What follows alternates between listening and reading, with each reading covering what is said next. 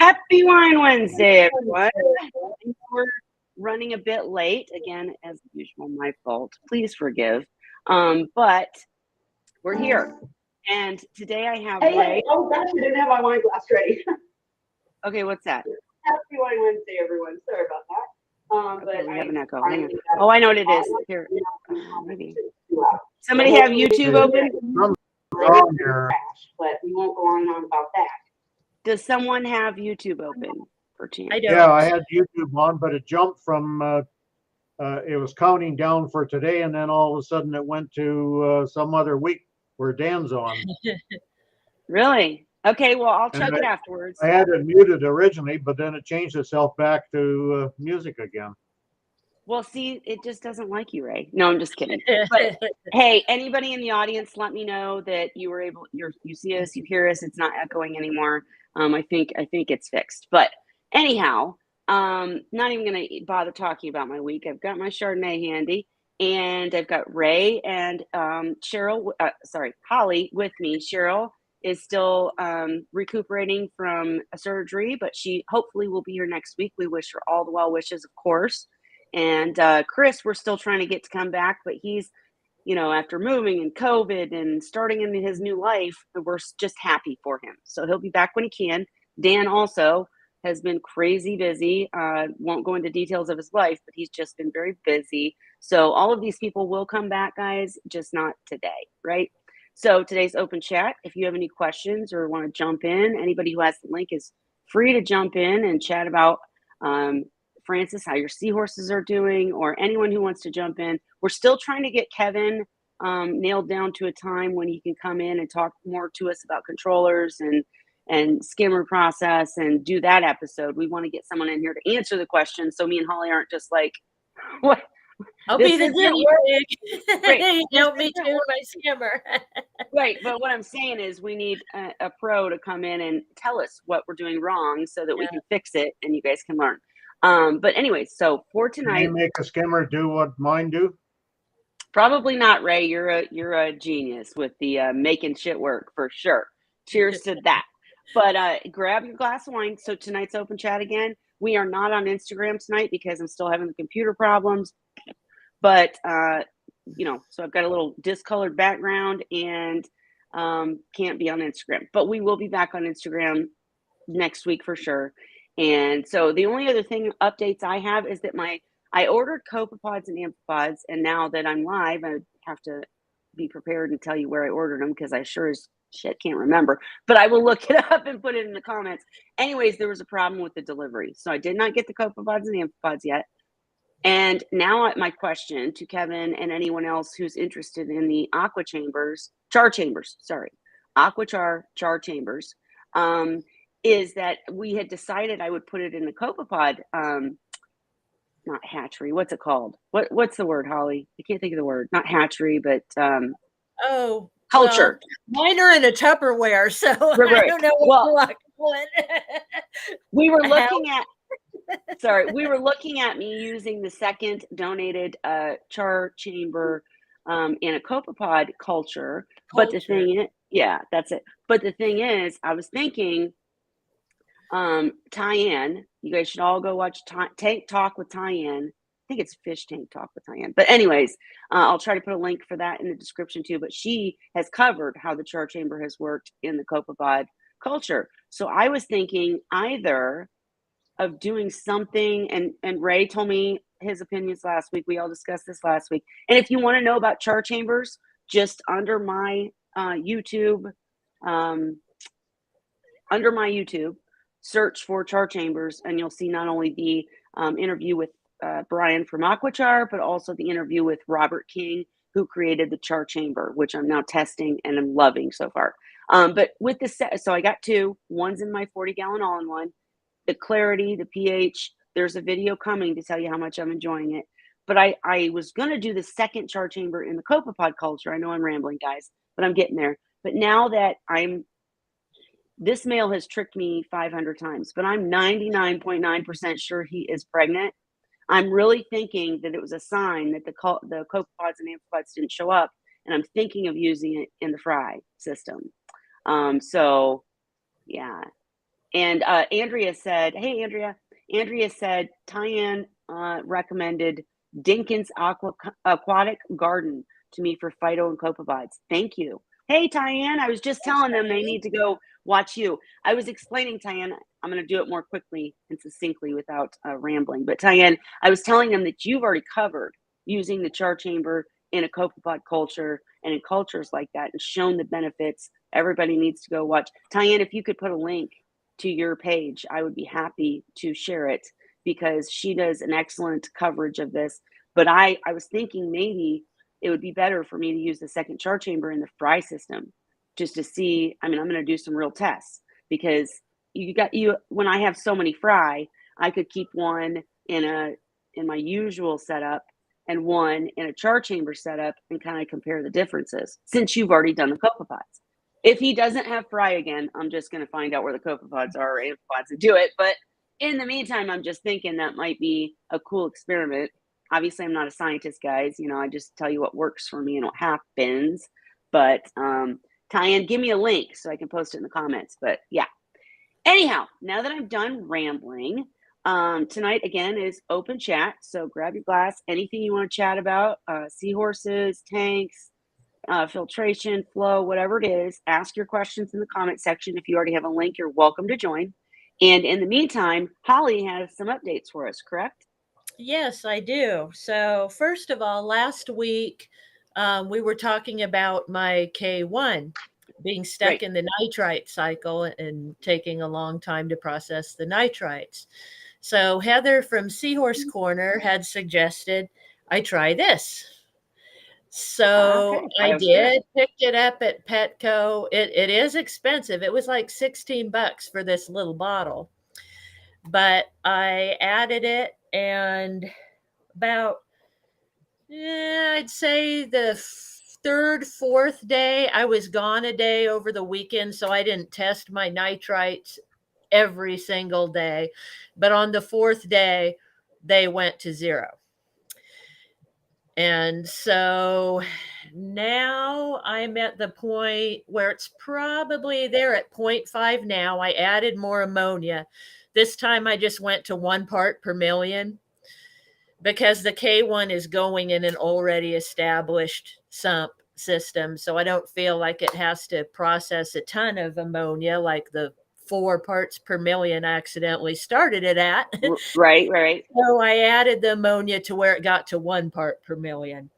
And tomorrow will be 2.5 days. If I tested in the morning and the nitrites were gone, today they were at 0.5. So I'm thinking by next week, probably midweek, when it's water change time, I'll be ready to change out that tank and add the K1. I had, if you remember too, several weeks ago, we talked about this. I had a bag of Carib Sea, the live Right. salmon, and see Yep. how it's got the green in it, algae. Sorry, guys. That was my fault. Go ahead. So everyone had said, oh, well, you shouldn't use it. But I was thinking, it's probably not bad. It's just a thing. So what I decided to do, because my budget's really tight right now and I don't want to have to buy another bag of sand. Right. I contacted the company. I called them yesterday. They're in Florida. Their phone number's right on the bag. And first ring, it was 5:00. So 8:00, for Eastern time, somebody answered, and it turned out they were an answering service, but they took a message for me. I told them my question. What I was asking is it okay to use that, or will it cause a problem? Do they expire, that kind of thing? It says it's good till February of 2023. Right. So anyway, this morning early, as I'm getting ready to do my tank cleaning, I look at the time and it was like 8 a.m. I'm like, oh, well, they're back east, so they'll be open now. So I called them, and a nice lady answered the phone on the first ring, and she got my message from the day before and said she had referred it to the sales manager because she knew I was talking about seahorses and they were extra sensitive. So she referred it to one of their experts and said that he had emailed me back, but I hadn't checked my email yet, because it was, so I said, oh, so I go check the email. And sure enough, he had emailed me back that it was safe to use. He says, what happens is if it's in a room with light, which skylights, windows, Right. Right. he says the algae growth, he says, is from light. He says, and it's harmless. He says, you can just rinse it off. She says, and use it in your tank. He didn't catch the part that I was replacing sand. So he said to be careful. He says, when you add it to an existing sand bed, you have to mix it in so that you're not suffocating the bacteria that's already in your sand. Makes And sense. I told the lady, I said, oh, well, actually, what I'm doing is I'm taking out all the sand that's in there already and completely replacing it. And she says, oh, well, there's no concerns then. And she says, to let you know, it doesn't expire. She says, there isn't an expiration date. The reason we have to put the date on the bags is because we ship to foreign countries and it's a rule that they have. It has to have a date on it. She says, but you can use it, anytime. You just rinse it. So wait, I'm really curious really quickly though. And sorry if I'm interrupting, and I was typing to Tian. Sorry guys. But so if I missed it, I apologize. But so the biological bacteria or the nitrifying bacteria that's supposedly within the sand in the container, you're saying it doesn't expire, and rinsing it, because that's a big thing. Like if you're rinsing it, aren't you rinsing it off? And how can it never expire? Too. But I saw a thing on Reef to Reef. There was a forum about it, and everybody rinses it. And they said it doesn't seem to have an effect on the biofilter. Well, it wouldn't. I don't know. Wait. Hang on. It wouldn't, but it's not going to cycle a tank faster if you've washed it, rinsed it, and I would too rinse it for sure. But then the whole theme or gimmick or selling point that it contains biological bacteria or nitrifying bacteria is then pointless, correct? Or am I wrong? I don't know, but I don't use it for that. Right. Right. So I don't really care, but I haven't looked into that. But I did before I called the manufacturer to double check. I saw there was a conversation about it on Reef to Reef, and somebody had asked the same question. And people came on and said it's not a thing, just rinse it off and use it. Wait, came to what question? Just so I'm clear. About the green in it, the algae that's in okay. Sorry. Yeah. Gotcha. Yeah, and it has to do, they told me, with light. Like if you have it in a room like I do where it's light like this, that's what causes algae to grow in it, but it doesn't hurt it. It's not going to hurt anything in the tank. Just rinse it off. Well, no, and that's always my advice for any tank with sand is to rinse it for sure before you use it. And I'm going to shut up and let you go on, Holly. Sorry. It's just in the back of my head, I'm thinking, then what's the point to having the great bacteria in there if you're rinsing it off? But that's not what you want. I didn't rinse it. When I got the sand and the sand was new, I didn't rinse it. I just put it in, like it said to do. But I don't know, because back then I already had an established filter then too.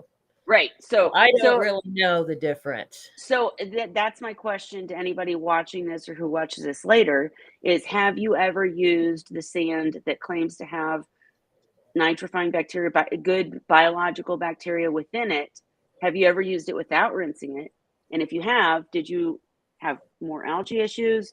And did it actually help in cycling the tank? Because I think that's the claim, is that it helps you cycle the tank quicker. Obviously, Holly, that's not what you're in it for. So your answer is just rinse for sure. But can we back up a little bit, Holly? What's that? Can we back up a bit? Please. Earlier, when you were talking about challenging the tank at 1 part per million. Oh no, that K1. Yeah, okay, you were challenging it at 1 part per million, and you Mhm. made some comment about you didn't need to uh, test it for a higher amount because of it's going into an existing system. Well, Yeah, the way you have to look at it, you're taking out the other biological filter and replacing it with this, aren't you? Or I are you just am. adding? If you're But taking I it think out, I already have enough because I've been pulling rock. I don't have anything left in there hardly anymore. So at this point, I could probably pull it all and it still wouldn't affect anything. if you've pulled all the rock, what's your filter then? I have a huge sump full of bio balls and other media. Okay, And so that's why you're she's leaving cycling them the in? K1. She's cycling I'm the K1 putting to the gain more media. K1 in within the chamber with the bio balls and everything, just so I Okay. have a little boost and a little something else in there. Okay, I thought you were taking out everything and then replacing it with the K media, in which case you'd have to challenge it for what the tank needs. Right. Yeah. Like if You it got had a need of clearing 2 or 3 parts per million in a day, then you would have to challenge it for that and be sure at that level. But if you're still going to have biofilter in there, and if it's getting by right now without your live Yeah. rock, and still I handling. I think right now I probably have more than I need. I have less things in the tank than I used to. For one thing, I have 4 seahorses, 1 fish, 2 shrimp, and a handful of crabs in there at this point. But I used to have a lot more rock. I had another fish. I had, more crabs. They're slowly dying off because they're about 4 years old now, most of the things in there. Sure. So I don't think I need a whole, I don't think No, I need you've got more filtration. Well, I just need to keep what's it the going. point of adding it then? If you don't Huh? need it, because she Because wants I've to always remove the rock wanted to and try sand. the K1. Well, and also, Ray, it's a substitution. While she's saying, and she's correct in saying, hey, people, if there's any theme from this open chat, over filter always with seahorses. Have as much filtration as you can.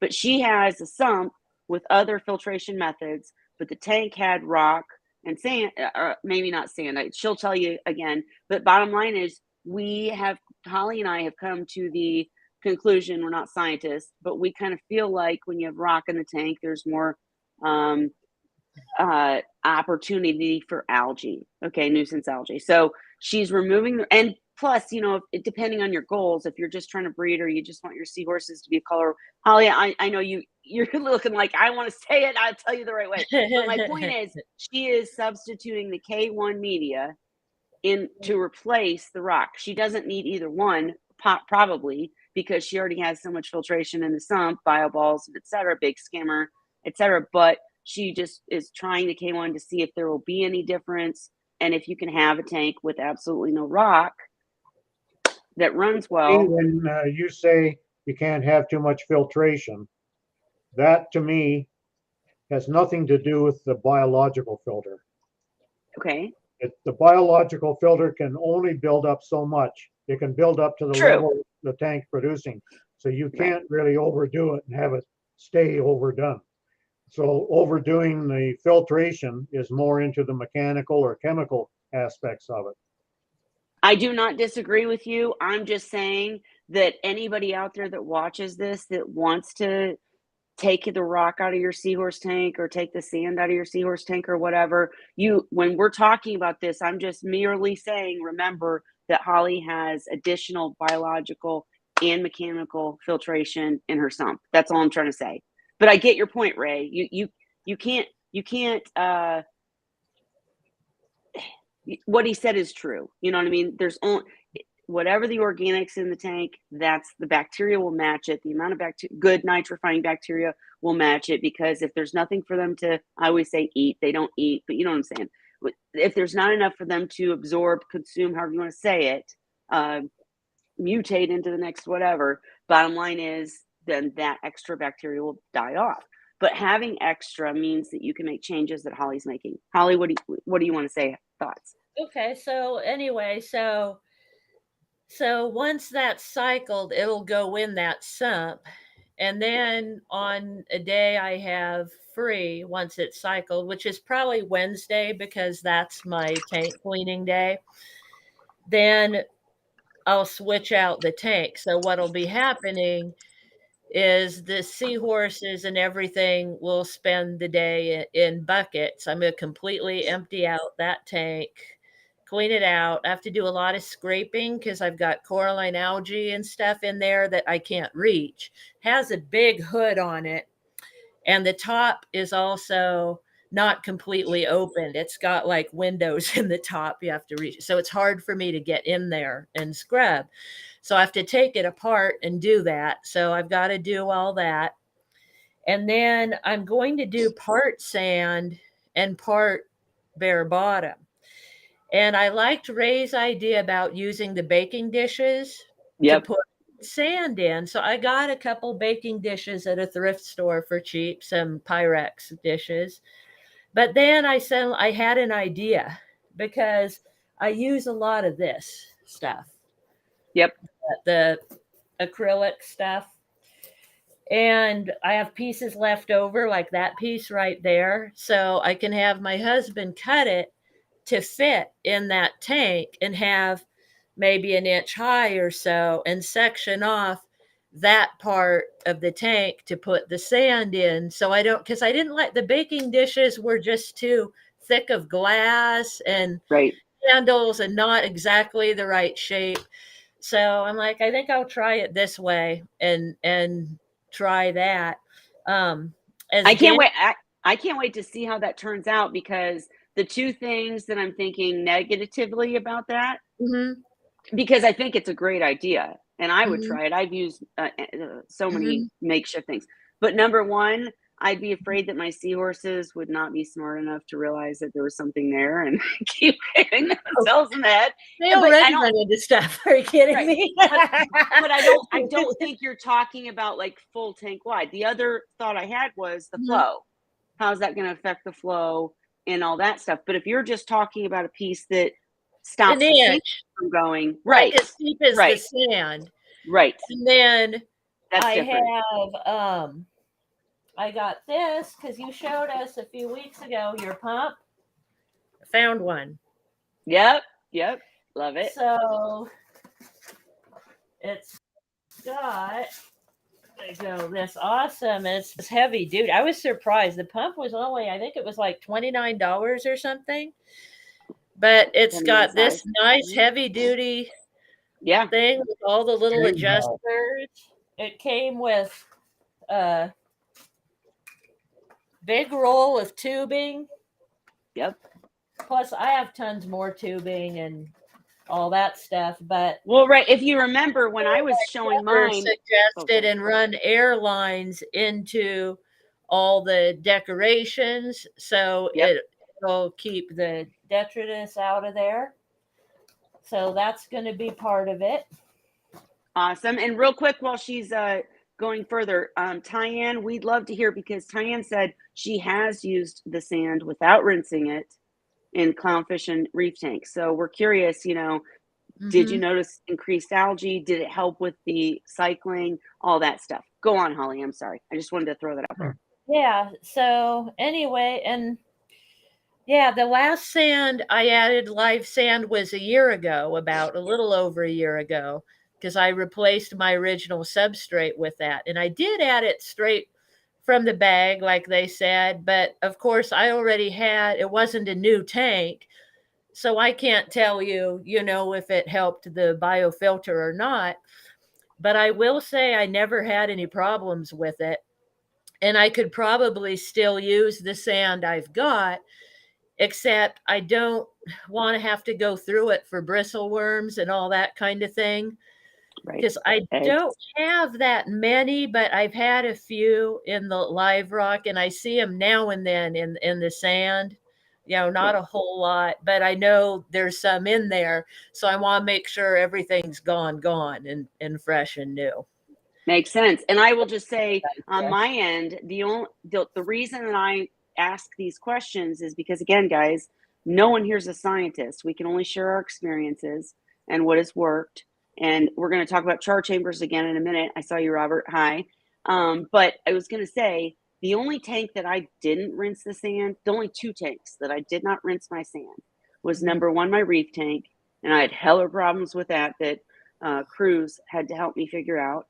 And then the second tank that I didn't rinse the sand, and I used exactly what you're talking about. It had, supposedly nitrifying bacteria and blah, blah, blah, blah, blah.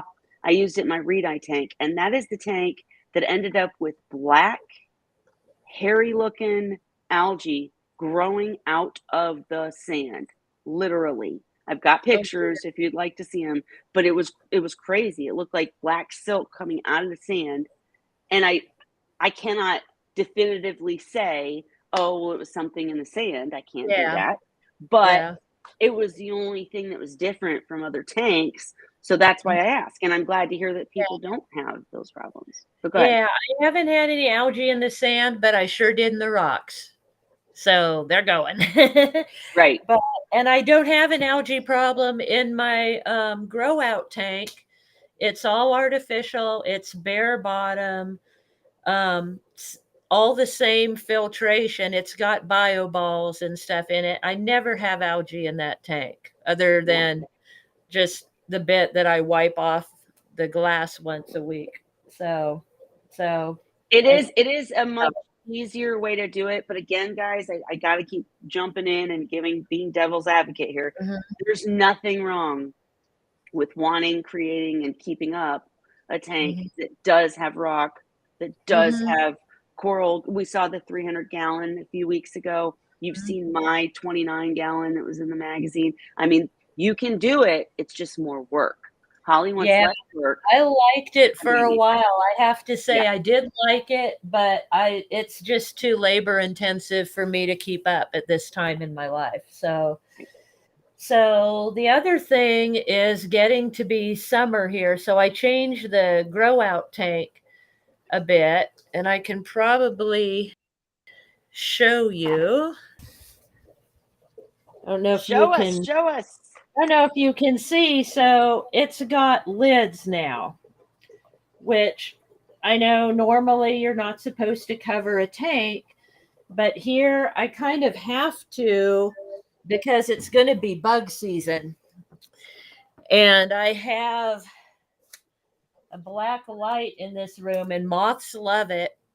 Oh, and they manage to find their way in. At night, we open up the house when it's hot, and we have window screens, and we have the magic mesh for the doors, but the bugs somehow still find their way in. Just put a screen top over the tank.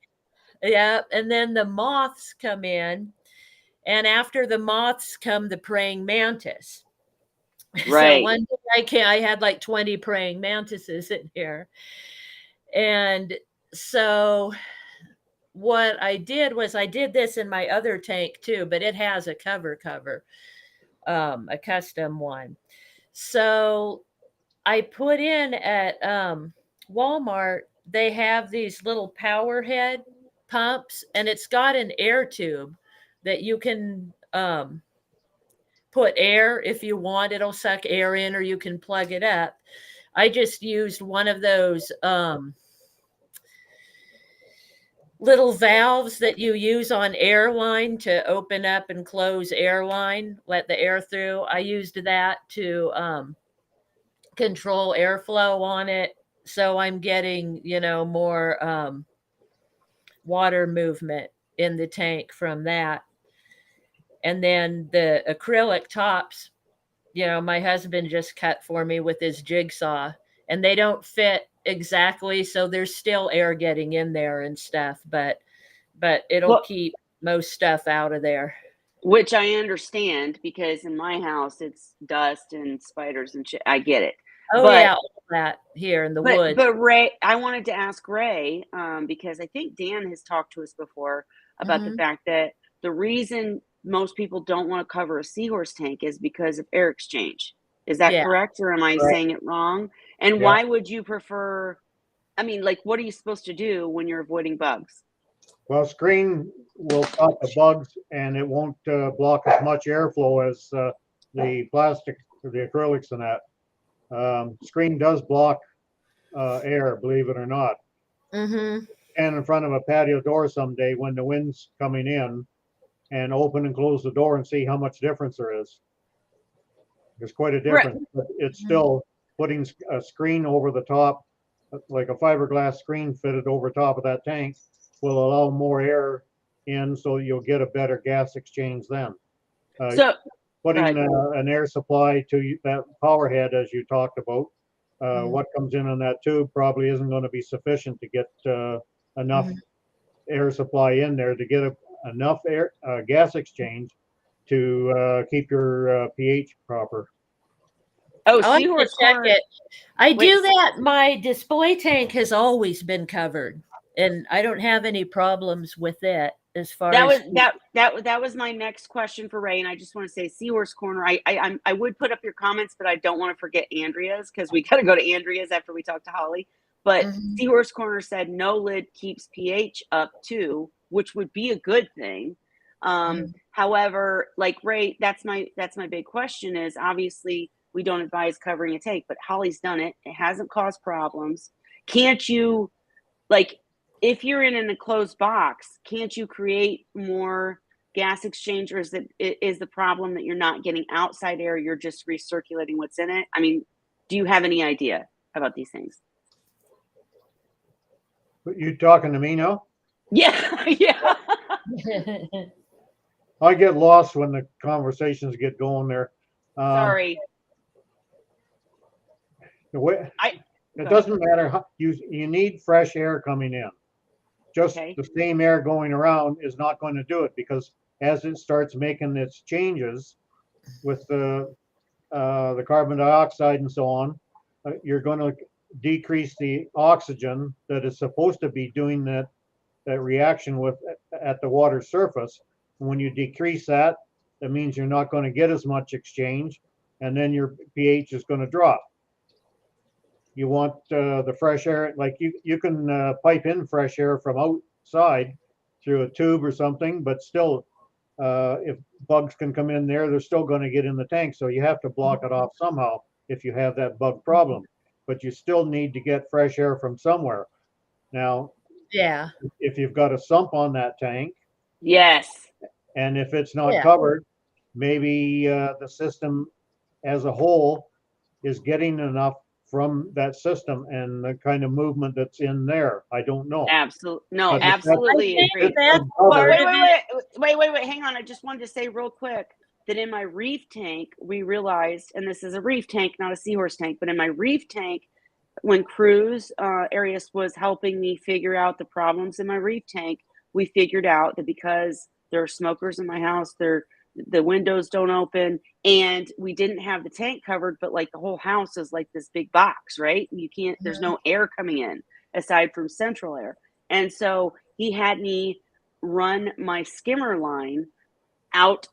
I like literally had to drill a hole, and the skimmer line went outside of the house so that I was getting fresh air into the skimmer, which made a huge difference. So there are ways, but go ahead, Holly. Sorry. Oh, so I was saying it's not like it's completely sealed. It's cut not to fit. So it's actually got, a lot of parts with air. The sump is not covered, although I'll lay something over it, but there's going to be big enough gaps of air there. Another thing, because I had talked to my husband about it, that I was concerned about the tanks getting enough oxygen, and this was months ago. And he said there, you could tell there's enough. He said, because like in my display tank, the piping that he used, it's not pipe, it's acrylic tubing is what it is. It's clear. Mm-hmm. The water doesn't fill it. So when the water's going through it, there's all kinds of air in there. So he said it's getting plenty of air. Well, wait, now I have a question about that. Just my probably stupidity. And I swear we're getting Andrea to your question after this. But are you talking about the overflow? The tubing that goes down, there's space that's not water filled? Yes. Okay, no, and I'm asking because I don't That's it. know. Or I both just ways. I don't know which way off the top of my head because I don't Sure. plummet. My husband does. Well, But no, it's got a lot sure, of air and in it. this isn't an interrogation or a quiz because what's working for Holly is working for Holly. So we're happy it's working for Holly and we want to hear more about it. I'm not saying anything. I just didn't know because one of the times that I had a situation in my 65-gallon Seahorse tank where and I had an old school overflow box that has a U-tube, right? So in the U-tube, it kept getting bubbles. It kept getting bubbles. It kept getting bubbles.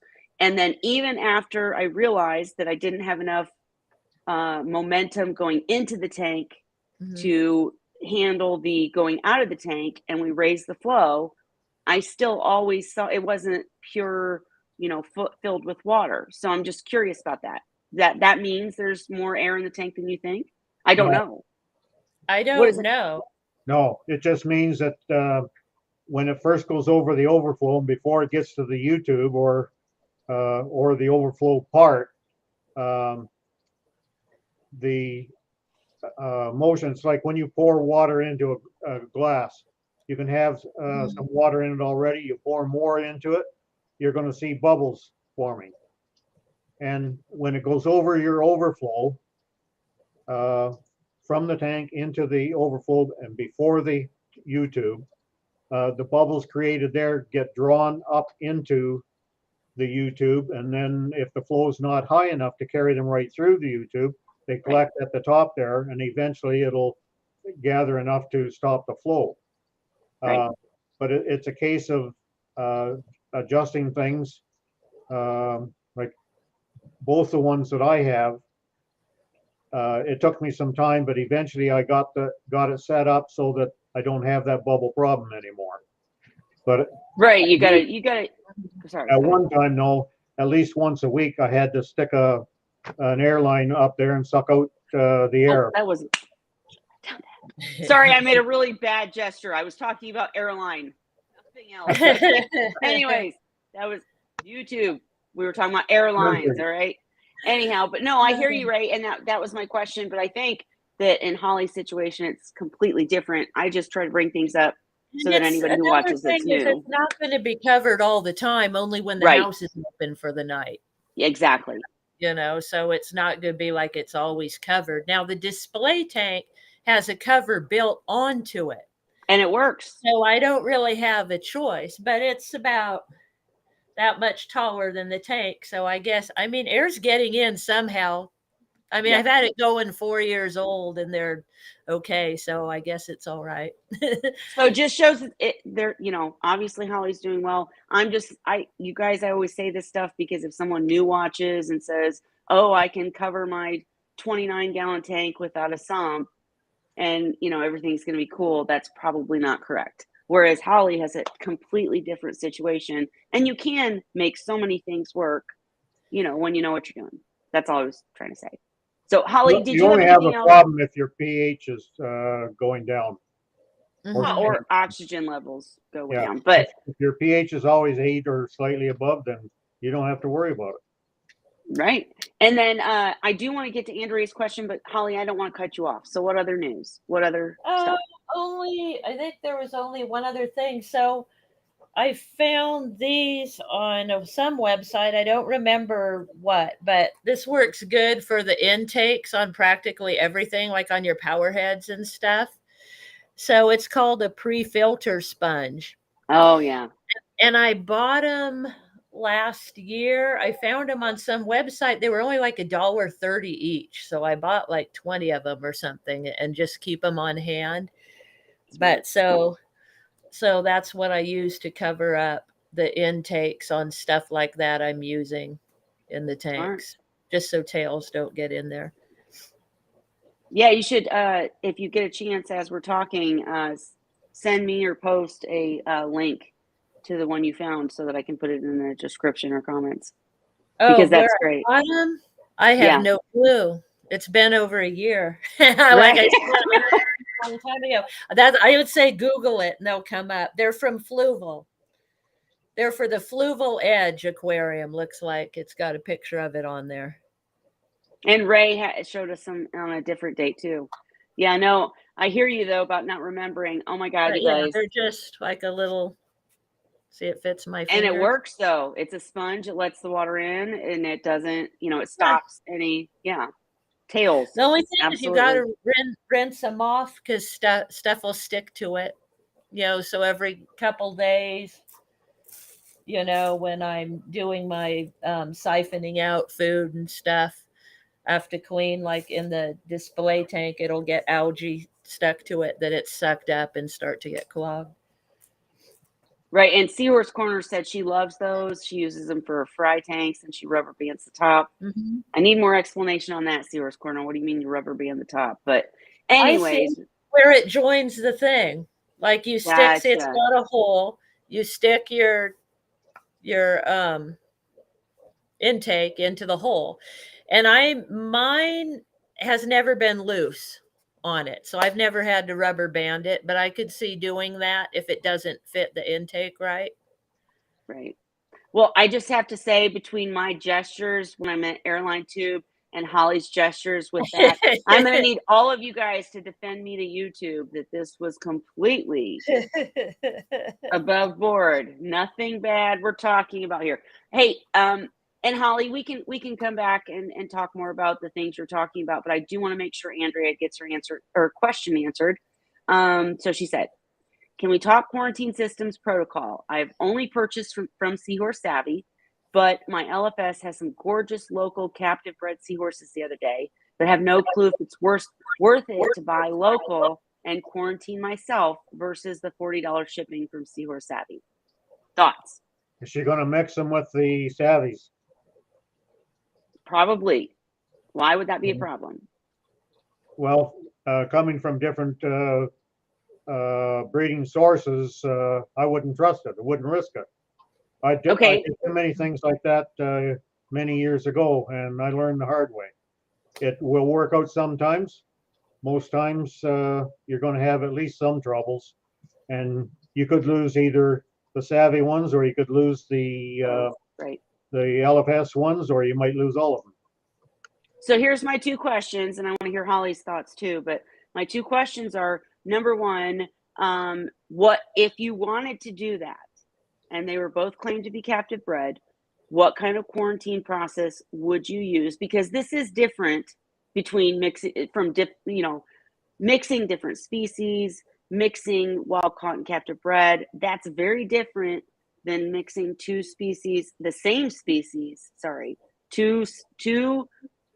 groups of erectus, one from one place, one from another. That's different than mixing all those others. So what kind of quarantine process could you go through? And then the second question is, Dan brought this up once.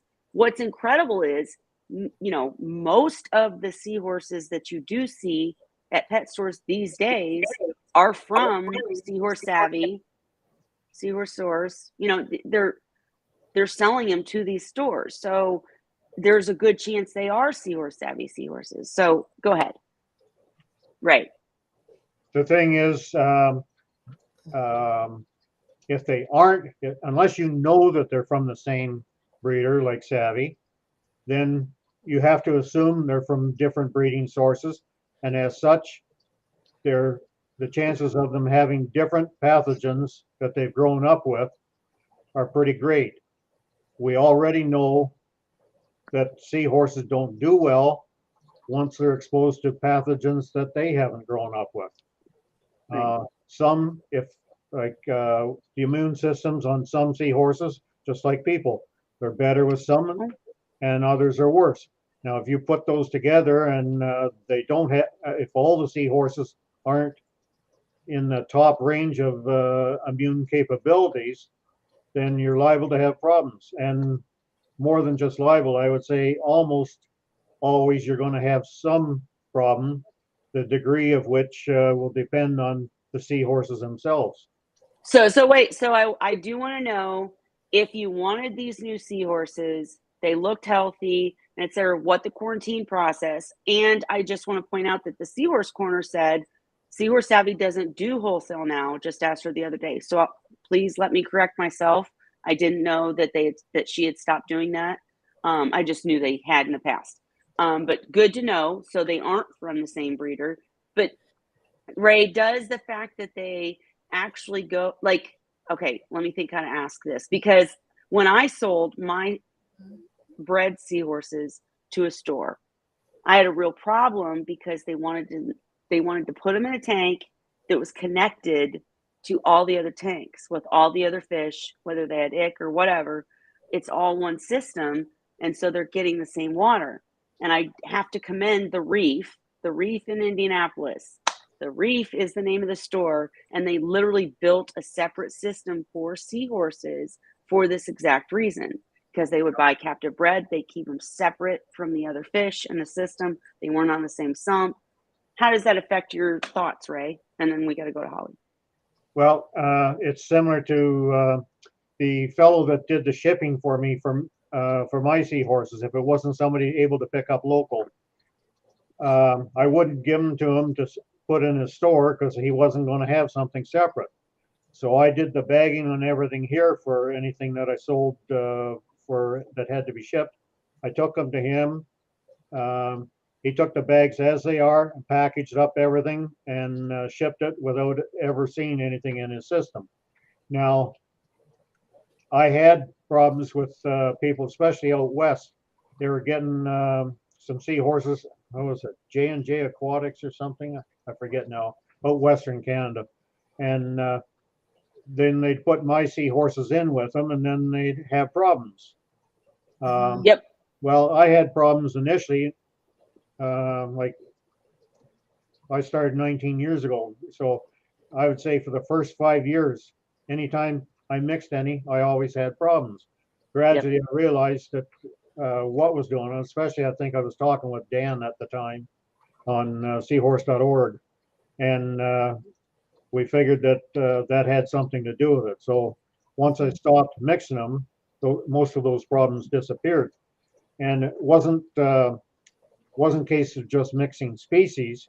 I could mix breed eye, the same species, but from two different sources, and I would have problems. Right. And right. So go ahead. Sorry. It wasn't 100% of the time, but again, I get down to the fact that seahorses' immune systems are not very good. Right. If you look in and have ones, and you can't pick which ones have the good immune system.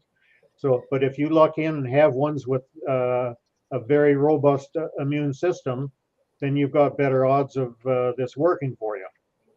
But like I say, you have no way to know until you actually do it, and then maybe you're costing them their lives. I can tell Holly. Wait. I can tell Holly's chomping at the bit. She wants to talk. I gotta make 3 very quick points. Number one, totally agree with Ray about the part about like if you're in my case, you can watch the video on ammonia poisoning that I did many years ago. Basically, I ordered seahorses from a store that was getting them from Seahorse Savvy. Seahorse Savvy shipped them perfectly. Everything was great. But I had bought 2 seahorses, and in the bag were 3. So they opened the bag, took one seahorse out, and rebagged the other 2. Well, guess what? We've talked about this endlessly. Once you open a bag, that any prime or any kind of conditioner that's being used to keep the ammonia at minimum, any ammonia is then turned into ammonium. And also, you know, you're just messing up the chemistry is bottom line. So those seahorses, they were fine when I got them. By the time I got them home, because that bag had been opened and then I had to take them home, they had ammonia poisoning because all that ammonium turned into ammonia. I'm sure that didn't make sense. If you need further qualification, go watch the video. You read it different than I do. Okay. Most of the time where that's a problem, it's when people open the bag and leave them in there for floating or something like that. Dripping, right. There is no prime or Chloramax put in it. Gotcha. The reason the Asians and offshore brands were putting the Chloramax in there was so that if people did do that, the ammonia stayed bound up. The ammonia, As when you long open as that it was bag, in 48 yeah, hours. the ammonia Right? doesn't get released when you open the bag there if it's bound up with Prime or Chloramax. So No, that's, no. I agree. it's I only agree. going to happen if, see, when it gets shipped there, the pH starts dropping in there, and it's not a problem. The fishes are, or the seahorses are producing the ammonia, and it's not a problem until that bag is opened up. Now you have a gas exchange happening, and the pH comes up, and then the ammonia becomes more lethal at that time. If they had shipped it, and if they'd had Prime or Chloramax in there, when they open Yeah, up but wait. that bag, But Ray, she probably did have Primer Chloramax in there. But my point is, they opened the bag, took one seahorse out, put it in their tank, yeah. took the other two seahorses out and put it in a new bag without Prime or any of that stuff, and the same water. Maybe I'm wrong, but If the I just know they had water ammonia already has Prime or Chloramax in it, you don't need to add anymore. even after 48 hours. Yeah. It only lasts 48 hours. Prime says, maybe not the one you use, but Prime says very clearly it only lasts 24 to 48 hours. So after that, you got to have fixed it or, Well, whatever. I'll tell you, when these offshore people were shipping over here to Canada, I'll guarantee it was a hell of a lot more than 48 hours getting here. True.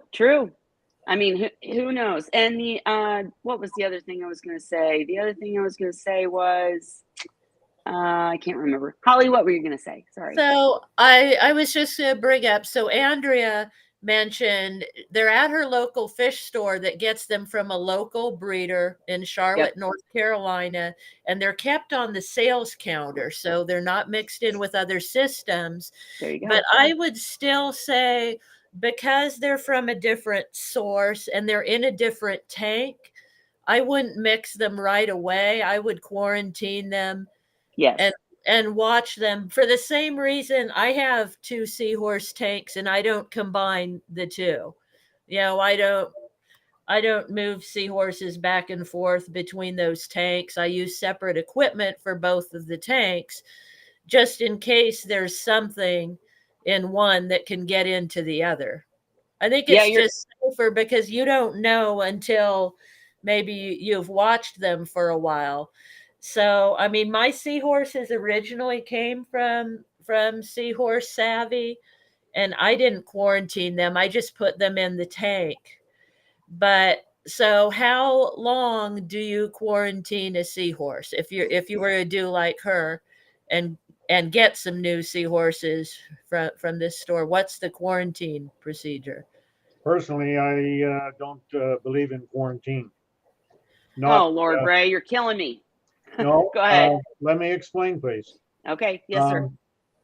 To quarantine a seahorse or any other fish for that matter, when I was into the regular salt hobby, if I just quarantine it, I could quarantine it for 6 months. And then I could put that fish in the tank, and conditions in the tank are different than what they were in the quarantine tank. So now maybe there's something in that tank that's stressing that fish. And all of a sudden that fish comes down with ick. Okay, I've already quarantined it. What good was all the quarantining do? Well, wait a minute, If though. I'm going to do anything, I'm going to put them in that hospital tank or quarantine tank, whatever you want to call it, but I'm going to treat it so that there's less of a chance of it having a problem when it does get into another tank and have a different stress. So you would do that with new seahorses? Well, first of all, I wouldn't do it with a seahorse because I learned not to mix them anymore. And as far as if I'm putting new seahorses in a tank, like when I got my Australia order, I put them in their tanks. I didn't have seahorses in it beforehand, so I didn't have to worry about quarantine. Right. So your advice to her would be don't put them in with her other seahorses. Right. Do a separate tank for them. Is that? But I'm going to say really quickly, guys, I want to say this is a question. I'm going to call him Bug Dan and get him back in here because I had the same experience where I was getting hybrid seahorses and I wasn't sure if I could mix them, or I was getting piebalds. Can I put them with my erectus? And Ray made a good point from the very start.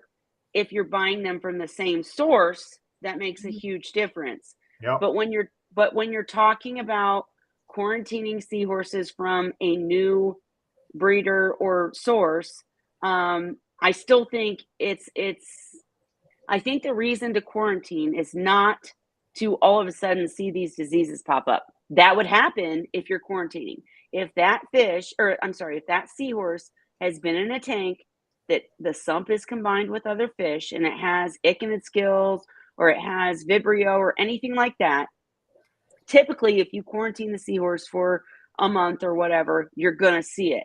No. There's still a risk. There's still a risk in then mixing them with the other seahorses, but that's the big dilemma. Do you treat every new seahorse that's from a different source, even if they're captive bred, and even if you see them eat and they're healthy?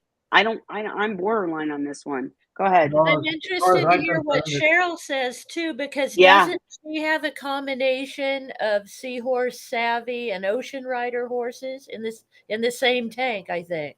As do I with Seahorse Source seahorses and your seahorses, Holly. So I'm just trying to, guys, I try to play devil's advocate here. I'm just trying to say, Ray's not wrong.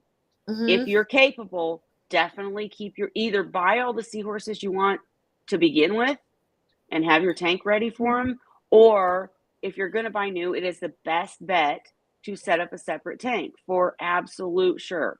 However, that's not a strict rule that you can't figure out. So it sounds like a personal call. Like if she watches the seahorses in the store and she can't set up a separate system for them, but she's comfortable taking the risk of putting them with the seahorses she already has, it's probably a 50-50 maybe. They might be okay or they might not. Well, and that's the other thing is that I would absolutely say, I need to turn my camera back on. Sorry, guys, so you can see my face when I'm desperately telling you. Absolutely, I would say if you're new to seahorses and you just got your first seahorse tank, you've had it up less than a year, and you want more seahorses, I would definitely advise following Ray's advice and not mixing them, and etc. If Put them in a different system. Right, put them in. But if you their own.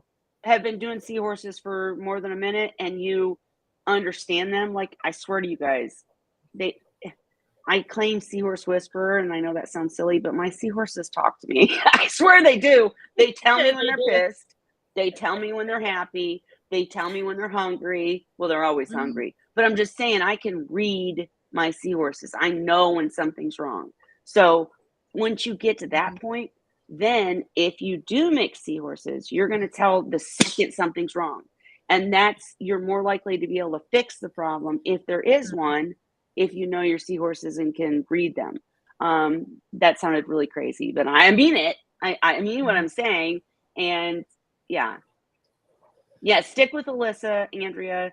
But I personally, in my 40 gallon, I have 2 seahorses from Ocean Rider, 1 seahorse from Holly.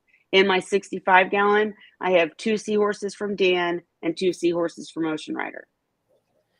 They're all fine. And I just say I've never quarantined any of my fish because I don't have the space for it, honestly. And I just I'm taking a chance, but I haven't had issues, but I've only gotten my seahorses from one place besides the one that I raised that were the babies of those seahorses. So I've never had seahorses from multiple places at the same time. Well, again, I would just say, Holly's success is amazing and wonderful. But, Ray's points have validity too. You know what I'm saying? So it's your own call. That's what it is. You're more likely to be successful with 2 same species captive bred seahorses. I've done it multiple times. We got to get Dan back in here because he can talk more about this at length. But I've done it, and he's told me how with peroxide and different tricks. And I know Holly's point is good, but I'm a firm believer in quarantining. I literally quarantine my macros. Okay, guys, I quarantine my gorgonians. I quarantine everything. But there are tricks, like with macros and gorgonians. If I'm trying to make sure they don't have aptasia, I got to feed the tank. I can't just stick them in a bucket and call it a day. I've got to literally be able to observe them and feed the tank so that the aptasia actually come out. With seahorses, I've only quarantined seahorses 3 times, and it was different species and different circumstances, and I never had any trouble with any of those seahorses, so it was great. But the quarantine method, I think, with seahorses is to see if they're eating, see if they're scratching or doing anything crazy. Ray says if you're going to quarantine them, treat them. I personally did not. I personally just quarantined to observe. And, then I took the risk, as Holly pointed out, in putting them in their tank or a tank with other seahorses. And I did never mix species, for the record. But hybrids, I did put with Erectus. Cuda, I would never put with Erectus, right? So it just depends on what you got going on. Go ahead, Holly. I've never How treated, long is your quarantine? I was going to ask you, what is your process to quarantine a seahorse? What exactly do you do, and for how long? I've For never me- treated a seahorse in a tank. You've never what? I've never treated a seahorse in a quarantine tank. I treated fish all the time that way. Oh, okay, sorry. Okay, but the seahorses, I learned the hard way. I never even, like when I stopped doing reed-eye and switched to Erectus, I redid the tanks completely from sterile again before I put the Erectus back in them. When I got that's smart. the Australia order, I completely sterilized everything. And the one tank for the barbs, I didn't even have it ready.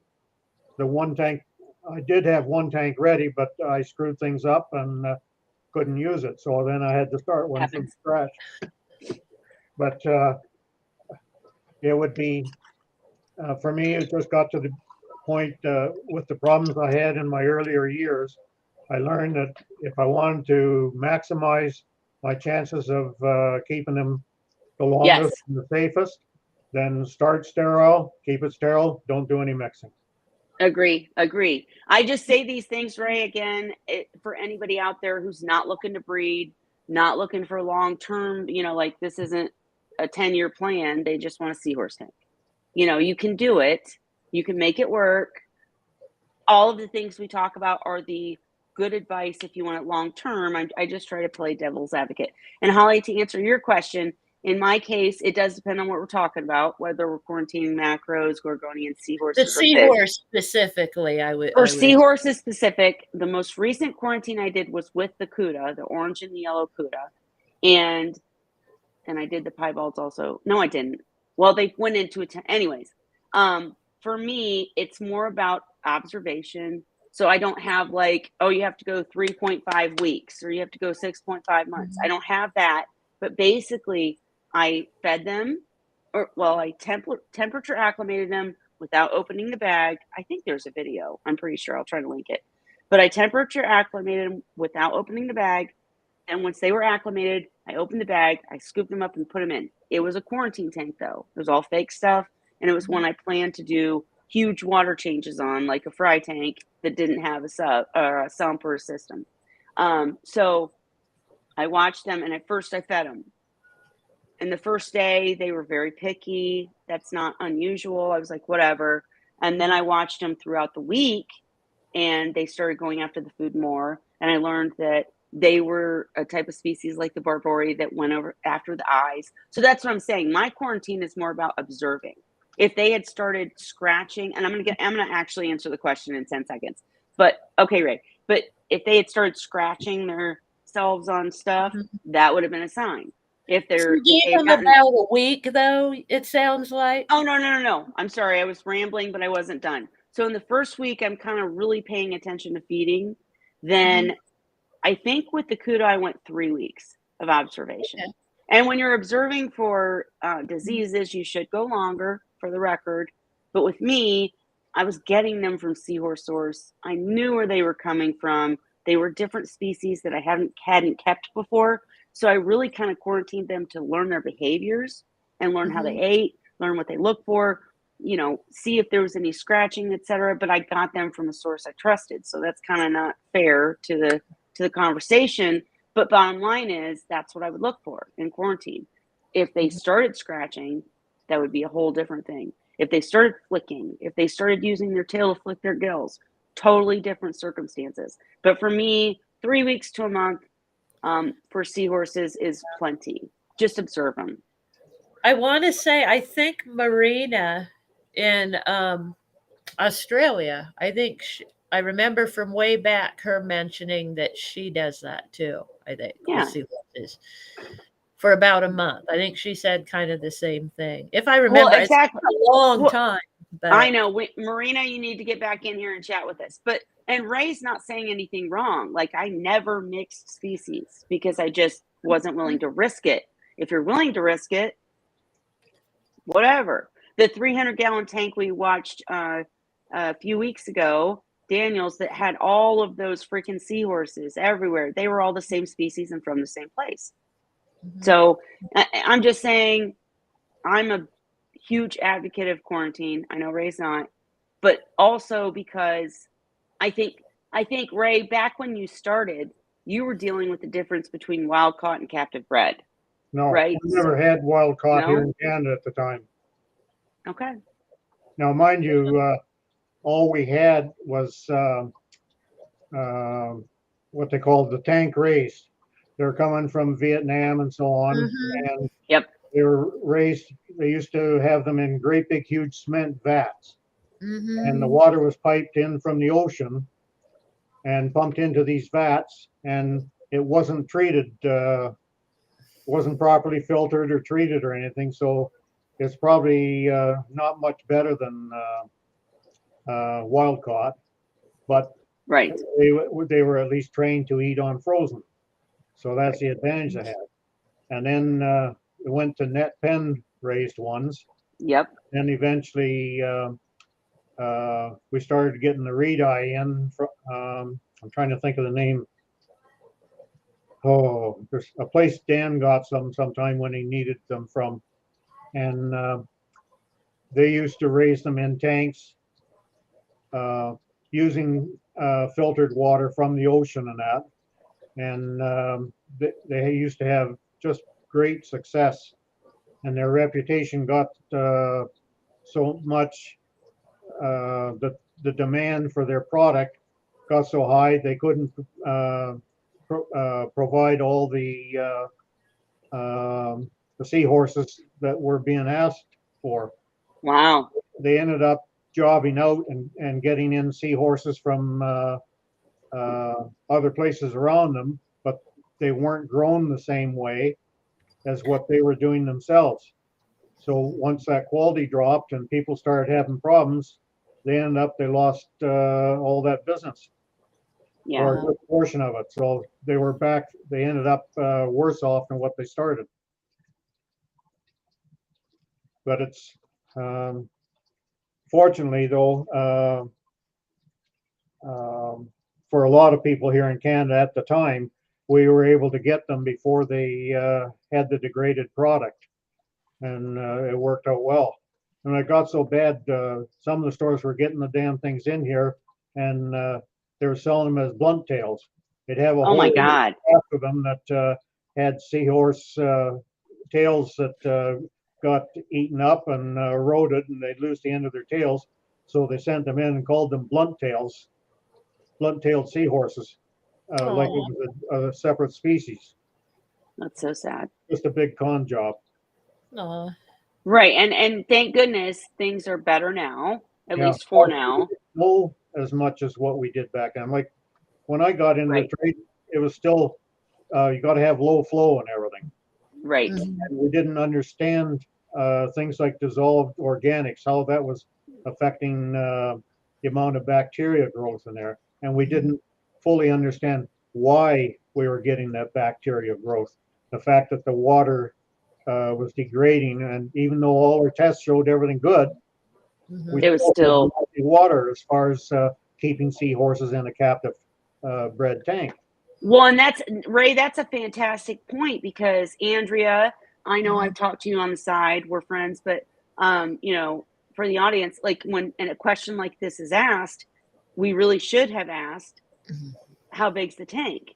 Because you're talking about mixing, seahorses from different places, not different species, which I think is less harmful. But, you know, how big's the tank? Because when you add new seahorses to a seahorse tank, it's going to be even harder to keep up with filtration, right? So good point, Ray. Anyway, that's, I forget how we started on this now, but you were asking We ramble. something about my early years, or how I was handling it. And back then I didn't quarantine because, first of all, when it came to the saltwater fish, I didn't believe in quarantining them. I believed in treating them before I put them in a tank. And with the seahorse, What do you mean by training them? treating them. Treating. Sorry. Yeah. I thought you said training. Like if I bought a new tang, before I put them in the tank, I would treat them. Now, in the case of a tang, I didn't like to use copper.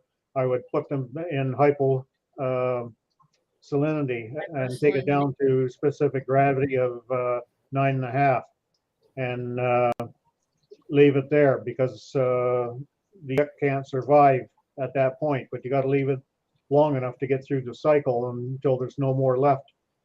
But with seahorses, they don't respond well to treatment. I mean, they just don't. Well, with seahorse, I didn't know things that I knew about other fish at the time. Even, well, for that matter, even for other fish, people that are still into it now, they're much more knowledgeable than I was from back in the 90s. Like, even that part of the hobby has changed. But seahorse hobby, in the 19 years I've been in it, it has changed just a phenomenal amount. Mm-hmm. Well, sure, and I'm glad we know so much more. Dan was probably the biggest one involved with that. Dan and Yes. I started at the same time, but he took it on as a business. To me, I already had my own business, and there's no way I was going to get involved in that as a business. It was okay to raise them on the side, but with Dan doing it as a business, he took the time to research it, get involved with scientific papers, and trying to understand a lot more. I didn't have that kind of time to do, but Dan helped me out. Like, there are times Dan talked to me on the phone one time, I don't know, probably 3/4 of an hour at his dime. Sure. And I couldn't buy awesome like that. seahorses from him because he couldn't ship to Canada. Mm-hmm. But you know, he just He did just that helped. because of how he feels for the hobby. Yes, and he's still available, people. He will still take your calls. Yeah. Pretty amazing. And no one can say anything, at least to me, about all the work you guys did. Because just because you didn't know something 19 years ago and you've learned it through experiences and trials and science, that doesn't mean that you guys weren't fighting to do the best you could back then, right? So I'm just saying, in today's day and age, you're still right. Quarantining, treating is the best method. Like, if you're trying to breed seahorses, hell yeah, you get your pair conditioned, you treat them, you make sure they're perfect in order to produce good fry. But I'm just saying that for people who just want to keep a pair of seahorses, or like Andrea, who has Andrea excuse me, Andrea said she has a 65-gallon tank plus a 30-gallon sump. So how many seahorses and critters are there in there now? Because that's the real thing. If you only have a couple of seahorses, you can absolutely add another pair. As far as quarantining, my method is watch them, make sure they're eating, make sure they're not scratching, maybe a month, and then I would add them to the tank I have. There are other little nuances that I will get Dan to come back and share about using peroxide in the tank while you're observing the seahorses. He loves peroxide, and it's like an end for all. But okay, Andrea said I have 4 current let's see, 4 current, not really ready to add, but was just curious on the subject after seeing them at the store. And Andrea, we love your questions. Thank you. So we can discuss this at no end. So thank you for the question. And 4 and a 65. That's what I have in my I wouldn't add more to my tank. My tank's that size. I have 4 seahorses in it and the goby and a couple peppermint shrimp and maybe like 5 or 6 hermit crabs in there. And honestly, the seahorses grow. I don't know how long Andrea has had her seahorses, but they'll grow. My seahorses are like 8 inches, almost 9 inches, I think. And as big as they are, I mean, they take up so much room in the tank. I couldn't see having more than 4 in that tank in my situation. In addition, you would have to upgrade your water protocols, keeping it clean.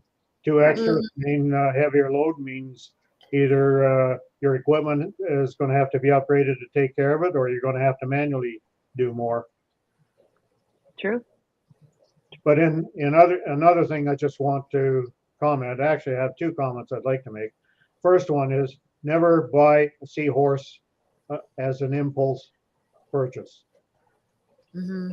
Okay, she saw them there at the store and it made her start thinking about them. Too many people do that and they get into trouble because you got to think it out ahead of time and really think about what's it going to do for you. If you're buying these for the first time, it's your first seahorses, then you need to get more knowledgeable about it. But if you're going to add to what you already have, too many people don't realize that putting more in your tank, you can't just put them there and expect to do everything exactly the same. It's not going to work out that way. Right. And the other True. thing, I wish there was some way we could get through to people that the feeding protocols for most people are not really sufficient for longevity for the seahorses.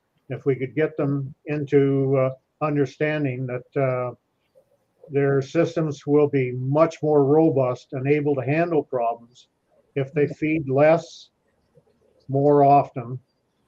Mm-hmm. Can I just give you credit for that, Ray? Because I realized something the other day. I did all these seahorse tanks and bred them and had multiple species back in the day. But recently I decided to get back into it. I've always had seahorses, but you know, I wasn't breeding and etc. So I got these new seahorses and I realized, thinking about what you said, that I was on a stricter schedule and I was only feeding them 2 times a day. And I thought, maybe Ray's right. Maybe I'm not, like conditioning them enough like Dan or Alyssa would do. And so I started a different feeding routine. And now I swear that male is pregnant. I swear he is. I think he has enough nutrients or whatever. Finally. Not to say you have to do that, especially if you're not trying to breed, guys. But for me, it just seemed to make a big difference when I started feeding more often, less amounts. So there's no way you can feed twice a day and have that seahorse be at maximum capabilities for dealing with problems, because they're only going to get nutrients while the nutrients are in the digestive tract, and that's only for a very short time because there's no stomach to hold it. It's just going to go through that tract. So if you're only feeding twice a day, you've already limited there. Now, if you're feeding a lot twice a day, you're still going to be defective because they're going to push it through the tract before the nutrients removed.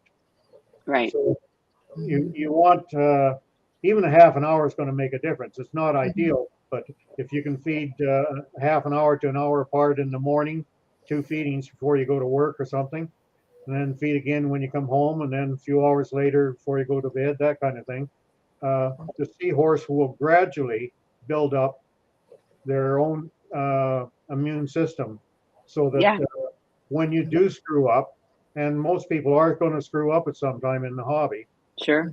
And if you do screw up, you're going to make those seahorses much more capable of dealing with it and give you a better chance to correct things before you actually lose them. Because they can handle it better. Absolutely. These are the things that I didn't know when I was earlier into the hobby. And I'm glad you made the point. I'm just saying. Yeah, it's building them a better immune system.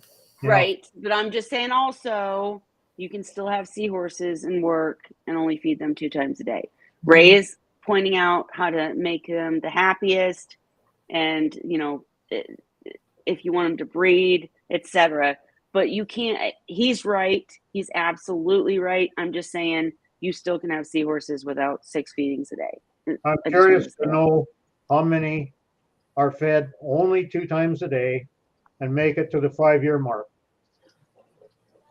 Okay. Well, that's the poll. I'll put out a poll. That would be interesting to know. That would. But Holly, yours are 4 years old, right? Or 5 years old, right? Yeah, yeah. I have one that's about 4 years old, but the way he's describing the feedings, as if you're within, I'm because I add more food. I think of it as one feeding because it's like an hour long. But it's because they'll finish what they ate. I'll go back in and give them some more. So I guess that's like 2 feedings within an hour or No. so. No, You if you're letting them eat past 15 minutes, they're not getting Mhm. anything out of it because they're pushing the food through the digestive tract before But the. wait, Ray. Her Mhm. thing is though that certain seahorses don't come to the food It takes until me later. like that length of time to So, feed them. but that seahorse is not eating for more than 15 minutes. He comes 15 minutes later and then eats. So how does And that then change it? somebody else might come back. So they're coming back a half an hour later. That's their second feeding. I think of it as one feeding, but it takes me like an hour to feed both tanks because I'm doing all the maintenance stuff at the same time. So I'm giving them some, when they eat, I change out the socks, I empty out the cup, but then I go to the other tank and do it. By now it's a half an hour. By now these guys, want some more food, or maybe this one didn't come to eat at first, like Dandy, who's slow. And so now he wants food. So now the other ones decide they want some food. So when I look at it that way, they are getting multiple feedings.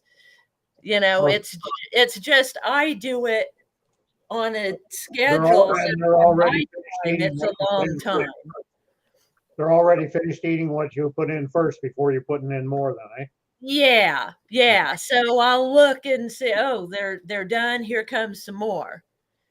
And they don't always eat the same amount.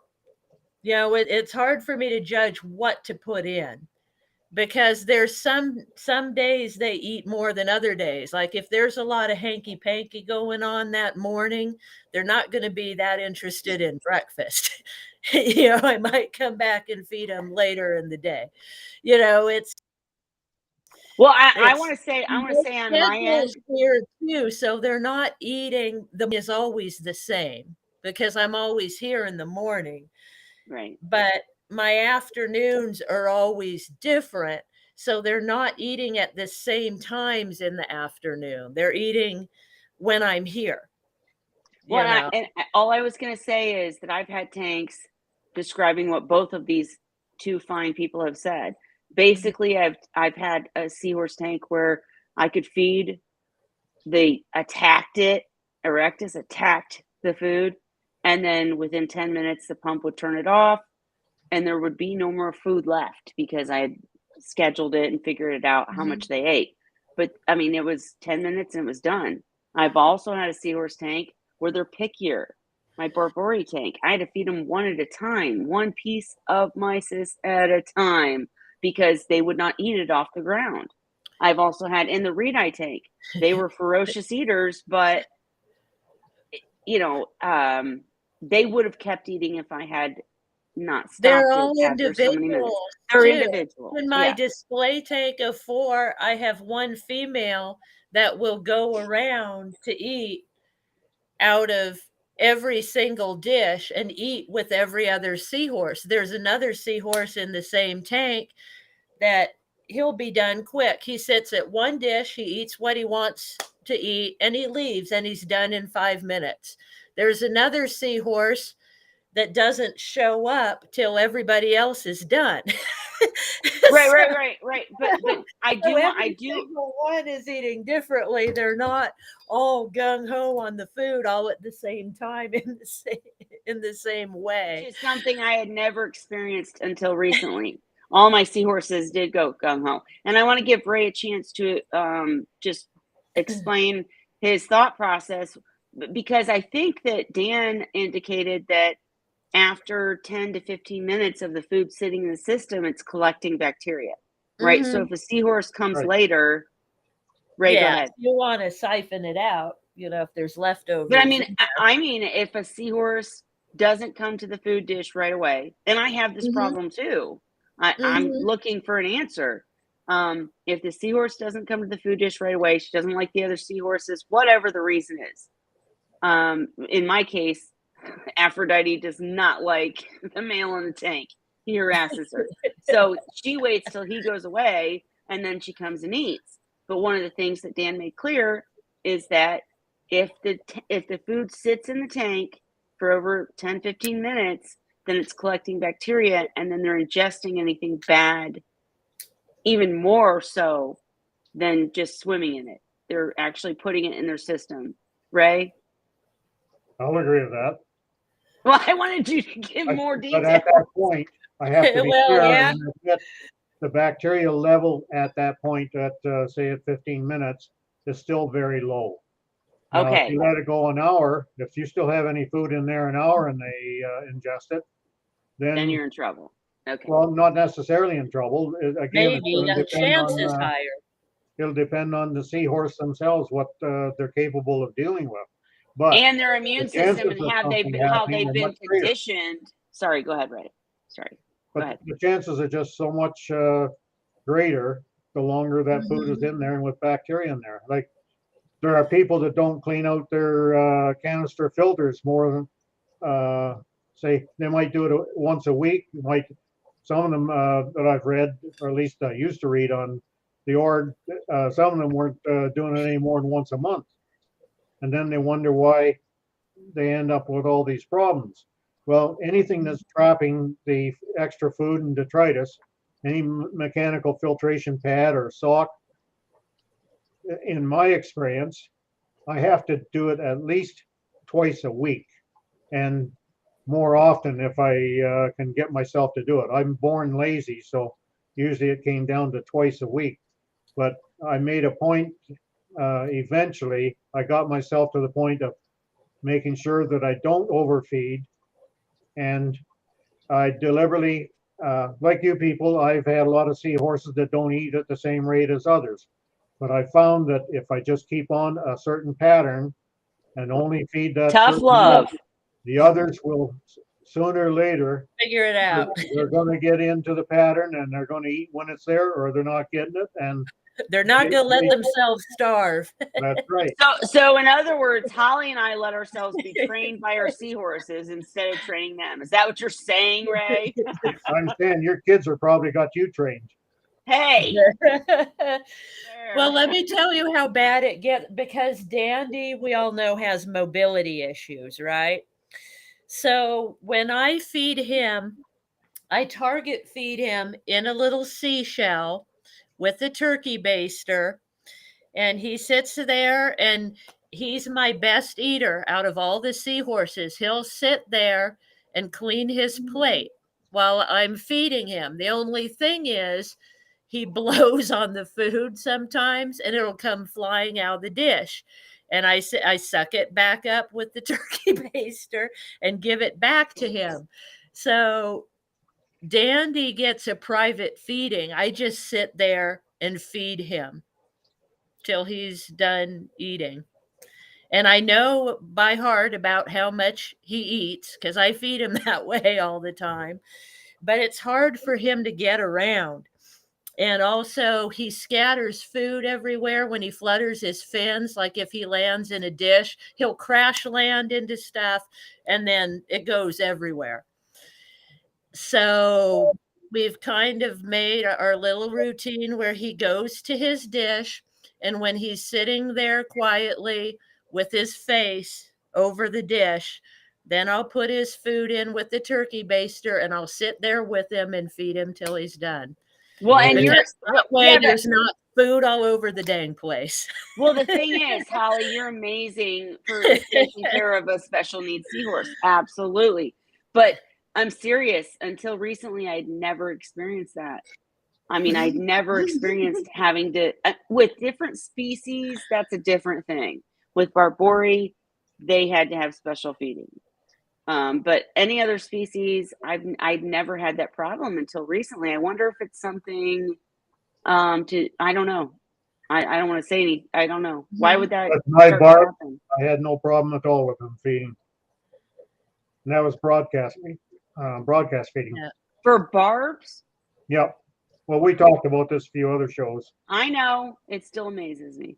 Because my girl, I have a video of dropping a piece of mysis in front of her, and she's like, looking at what it is. Does it have eyeballs? Okay, it's eyeballs. Yep. I think Right? you I didn't mean, stick to a pattern long enough for them to get onto it. so in other words, we're wimps that don't train our kids and seahorse kids. And Well, But if Dandy, I only recently had to start feeding him that way because he got bad enough mobility wise as he gets older. He's not able to make it to the feeding stations anymore. Right. Once in a while he does. He tries, and when he does, I'll feed him there. But in order to make sure he gets to eat, I kind of have to give him his own special. And everybody else goes to the feeding stations and eats. well, and that's the bottom line between whether you just love your seahorses and you want to keep seahorses and you want to have a beautiful tank versus if you want them to live forever and or breed. I mean, there's a different category you're going into, which, Ray's absolutely right. But I hear you, Holly. I'm not And the type Dandy, I don't know, he just has a problem like we've talked about. It's not related to anything I can cure. It's not bacterial. It's not a parasite issue. It's a likely genetic right. thing, which I know we talked about before, in private. So it's just something I have to deal with. I don't know any other way to help him, and he's got such a sweet personality. All the other Absolutely. seahorses love him. He's Sadie's favorite, but yeah, he just has a problem moving around. Yeah. So, Well, and kudos to you for taking care of him. I mean, that's amazing. That's really, truly amazing. I can't wait. Heather's got a point up there that just triggered off something to me back when I was selling seahorses. A lot of people that I sold seahorses to were trying to raise them themselves. And I tried to stress about keeping the tanks clean. And invariably, I would find out that, they would suck out all the uneaten food for the fry and that when they're trying to raise these babies. And they really didn't like to have to change the water so often, which wasn't a good thing for them. But the biggest thing is they couldn't understand why they would have to clean down the glass when you can't see anything on it. mm-hmm. And trying to tell them that there's a bacteria film there that's going to damage those fries. Mm-hmm. I don't know. I just didn't find a way that I could tell these people that would get through to them. You ever have that problem when you're trying to help someone with fry? And I walked away. I'm so sorry. I had to deal with something. Sorry. I'm back though. Yes, I've had that problem. I've had that problem numerous occasions when you're trying to help someone and they don't get what you're saying or they don't understand what you're saying. And, they can find something online that says something different. And that sucks. That's why here, like Ray says, you can't test for organics and you can't see them. You just have to believe that they're there and just do the right thing. Do your water changes all the time. Do the overfiltration. Just No, It's seriously, gonna that's get what I you said. if you don't. Listen, I tried to tell people for this film on your fry tanks, just run your fingers around the inside of the container and Mhm. you'll feel that slime there. Yep, I said, if you clean that tank every day, clean that glass down every day, and then feel it, there's going to be there a won't be big a slime. difference. You let Well, it go and 2 days. I will just give one more little plug here because I'm releasing a video soon about the char chamber that I have in the 40-gallon all-in-one, and I'm going to use the other one in probably the fry tank. But bottom line is, I've noticed an incredible difference. But I said last week, even though obviously the char chamber is making a huge difference, and I don't feel the slime on the glass as much, the water's more clear. I'm still doing my water changes. You still got to do them because even the stuff you can't see or feel, Ray's right. If you're not using a char chamber and you don't do the water change, you can feel the slime. But Your even when char you don't, chamber is removing dissolved organics, which right, in turn lowers the bacteria growth that's going to deposit on the glass. right. So not only is the char chamber an amazing, good, and wonderful thing, but even when you have it, still you got to do some of the work. It can help lessen the work, but I agree with Ray. If you're not cleaning every surface, it's eventually not going to go well. Or your yield's not going to be high. Right, and you're talking fry, and I'm just talking seahorses, but yeah. Yeah. Well, anyhow, I'm going to have to call it a night. I know my daughter was supposed to be off at 9:30. She hasn't called me yet, but the second she calls, I'm cutting it. So it'll be a few minutes, but anything else we want to chat about, we can always go over this in the future, of course. And you will get my updates on char chambers. But Holly, was there anything else you wanted to share? And Ray, if you have to go, go. Yeah, it's just the pain level getting a bit too high now on the spine. Absolutely. And just like Cheryl wasn't ready to come back, we're cool with that. We just appreciate when you come, and when you can't come, we understand. Okay. Thank you for coming. Thank you, Ray. Bye. Bye, Ray. Thank you. We need people like Ray to help us really kind of not go too outward and think, we can do things we can't. But anyways, go ahead, Holly. Yeah, I don't think I have anything else. So hopefully next week sometime I'll be switching over that display tank to their new look. Yeah, I can't wait to see it and see how it goes for them. Yeah, I think Dandy's starting to scrape himself up on the sand now. So that's part of why I decided to do, a lot of bare bottom and still leave sand for the things that like it. But he's scooting around on the ground so much he's scraping himself on the sand. Oh, gotcha. He's where, and so I'm afraid he's going to get a bacterial infection or something from it, get an infection. So I'm going to try to make, an area for him that's bare bottom so he's not scraping himself up as much. Of course, I can't stop him from going to the sandy area. Right, He's going to go where he wants to go, but but his favorite corner, at least try to leave that smooth and sand free for him. And I took out like a lot of rock, so that side of the tank is a lot more open for him to get around. It's kind of like dealing with a handicapped person in your house. You have to make the hallways wider and install the grab bars and stuff. But that's what makes you so amazing, is that you're doing it for him because you love your seahorse. That's amazing. I mean, that's awesome. He's a sweetheart, and he's my oldest one. I mean, I've had him longer than any of the other seahorses. He's outlived other ones that I got. Oh no, I'm telling you. So despite his handicap, he hangs in. Right, and I was gonna say my purple, huge 12-inch seahorse that is no longer alive, unfortunately, but I kept him for so many years, and we got to a point where it was like, I don't want to be Star Trek or any of that crap, but I knew what he needed. I knew what he wanted. It was so amazing.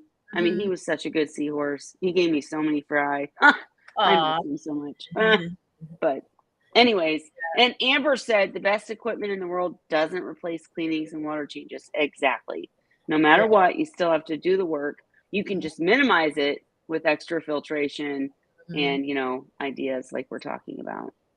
So, and I definitely will keep you guys updated on the char chamber in the 40-gallon and the char chamber that I'll put in the fry tank. I'm really thinking of doing 2 separate systems so that I can show the difference, because I'm pretty impressed with the water quality, pH, etc. in a Nice. smoker's house. Yeah, it's been really great. So I have to share more about that.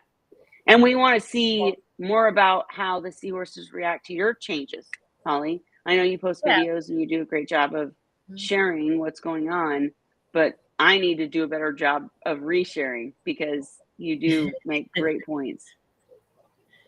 Yeah, I'll try to do some videos of the new tank when I get it set up. Well, not new tank, but new setup, and then Right. old tank. And we haven't even asked about your freshwater tank lately. I'm so sorry. Oh, But, it's doing great. I haven't had any problems with it since the one time when I had it. I treated it, never had any more problems. I change water in that one once a week.